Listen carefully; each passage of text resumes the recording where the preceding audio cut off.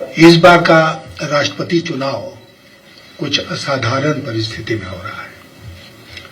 ऐसा राष्ट्रपति का चुनाव तो कई बार हुआ है, लेकिन इस बार परिस्थितियां बहुत असाधारण हैं।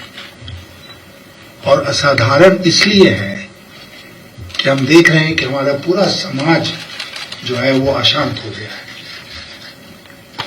ऐसा लगता है जैसे वो 2-3 भागों में बंट गया है। ऐसा लगता है कि आपस में जो बातचीत होती थी, जो डायलॉग चलता था, वो समाप्त हो गया है। कहीं कोई किसी को समझाने की स्थिति में नहीं है। बड़ी से बड़ी घटना हो जाती है, प्रधानमंत्री जी जो अक्सर अपने मन की बात करते हैं, उन घटनाओं पर चुप रह जाते हैं, कुछ नहीं बोलते हैं। हम लोग ऐसा महसूस करते हैं कि देश का प्रधानमंत्री अगर इन सब घटनाओं पर बोले, अपनी बात रखे, तो उसका असर पड़ेगा मामले को शांत करने में। लेकिन पता नहीं क्या बात है कि इस पर वो कुछ बोलते ही नहीं है। और जैसा मैंने कहा, एक अशांत और असाधारण परिस्थिति हमारे देश में पैदा हो गई है। इसका कारण और नतीजा क्या हुआ है? इसका नतीजा ये हुआ है कि संविधान जो है उसकी मर्यादा खत्म हो गई। संविधान के मूल्यों की रक्षा आज नहीं हो रही है, बल्कि सरकारी पार्टी के द्वारा और सरकार के द्वारा उन मूल्यों की अवहेलना की जा रही है, प्रायः नित्य प्रतिदिन। और अगर ऐसा चलता रहा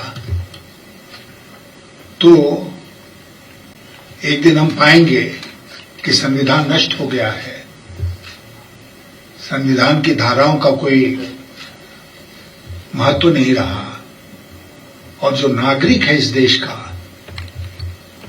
वो कहीं भी किसी फोरम पर इंसाफ के लिए नहीं जा सकता है।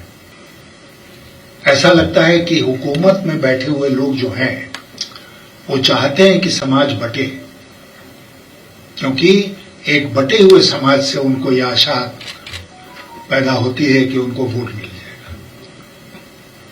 तो ये वोट की राजनीति हम लोग कहां तक ले जाना चाहते हैं, किस हद तक ले जाना चाहते हैं? और देश की चिंता क्या जरा भी नहीं करेंगे वोट की राजनीति के सामने? तो जब मैं आपसे कह रहा था कि राष्ट्रपति का चुनाव बहुत असाधारण परिस्थिति में हो रहा है, तो मेरा मतलब यही था कि जो भी व्यक्ति, और 2 ही व्यक्ति हैं आमने सामने, जो भी व्यक्ति राष्ट्रपति भवन में जाएगा